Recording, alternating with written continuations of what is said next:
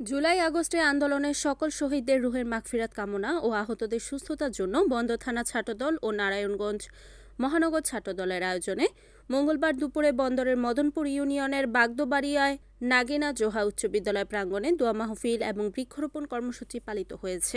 উক্ত কর্মসূচিতে প্রধান অতিথির বক্তব্যে নারায়ণগঞ্জ মহানগর বিএনপির আহ্বায়ক অ্যাডভোকেট মোহাম্মদ সাখাওয়াত হোসেন খান বলেন, প্রিয় নেতা তারেক রহমানের নির্দেশে দেশের ও জনগণের কল্যাণে আমরা কাজ করে যাচ্ছি। জুলাই আগস্টের আন্দোলনে যারা শহীদ হয়েছেন তাদের রুহের মাগফিরাত কামনা করছি এবং গত 15 বছর স্বৈরাচারের বিরুদ্ধে আন্দোলনে আমাদের দলের যারা শহীদ ও আহত হয়েছেন তাদের প্রতিও দোয়া কামনা করছি। আওয়ামী লীগ নারায়ণগঞ্জকে সন্ত্রাসের জনপদে পরিণত করেছিল, লুটপাট ও সন্ত্রাসের রাজত্ব কায়েম করেছিল।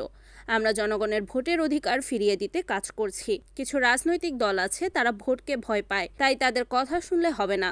দেশের জনগণ ভোট দিতে মুখিয়ে আছে, তাই রোজার আগে ফেব্রুয়ারিতে নির্বাচন দেওয়ার দাবি জানাচ্ছি। বন্দর থানা ছাত্রদলের সদ্য সাবেক সভাপতি মোহাম্মদ আলামিনের সভাপতিত্বে উক্ত কর্মসূচিতে প্রধান বক্তা হিসেবে নারায়ণগঞ্জ মহানগর বিএনপি সদস্য সচিব অ্যাডভোকেট আবু আলী ইউসুফ খান টিপু, বিশেষ অতিথি হিসেবে বন্দর থানা বিএনপির সাবেক সভাপতি হাজী নুরুদ্দিন আহমেদ, থানা বিএনপির সাংগঠনিক সম্পাদক তাওলাত মাহমুদ, মুসাপুর ইউনিয়ন বিএনপি সাধারণ সম্পাদক শাহিন আহমেদ, বন্দর থানা যুবদলের সাবেক সাধারণ সম্পাদক মোশাররফ হোসেন, আমানুল্লাহ ফাউন্ডেশনের প্রতিষ্ঠাতা চেয়ারম্যান আমানুল্লাহ ও বিশিষ্ট ব্যবসায়ী হাজী গিয়াসউদ্দিন উপস্থিত ছিলেন। বন্দর উপজেলা স্বেচ্ছাসেবক দলের আহ্বায়ক সোহেল প্রধানের সঞ্চালনায় ও যুগ্ম আহ্বায়ক উজ্জ্বল খন্দকারের সার্বিক সমন্বয়ে বিএনপি ও অঙ্গ সংগঠনের বিভিন্ন পর্যায়ের নেতাকর্মীরা ও সর্বসাধারণ উপস্থিত ছিলেন।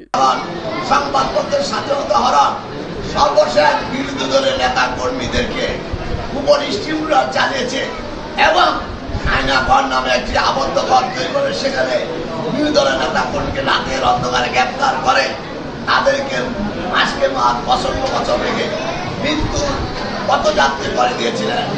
কিন্তু আমাদের দেশের 20 কোটি মানুষের দোয়া এবং আমাদের রাজনীতির বিপ্লব করতেছে বাংলাদেশ থেকে 7,500 মাইল দূরে অসুস্থ অবস্থায় দেখো বাংলাদেশ জাতীয় দলের যেই ছাত্র লেখাপড়ায় খারাপ, যেই ছাত্র স্কুলে যায় না, কলেজে যায় না, অমনোযোগী ছাত্র, তারা সবসময় পরীক্ষাকে ভয় পায়।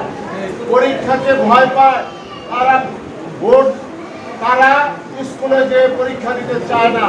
ঠিক একই রকম কিছু রাজনৈতিক দল আছে যারা নির্বাচনকে ভয় পায়, যারা বিভিন্ন তালবাহানা করে নির্বাচনকে পিছিয়ে দিতে চায়। রিপোর্ট মেহেদী হাসান প্রান্ত, NAN TV, নারায়ণগঞ্জ।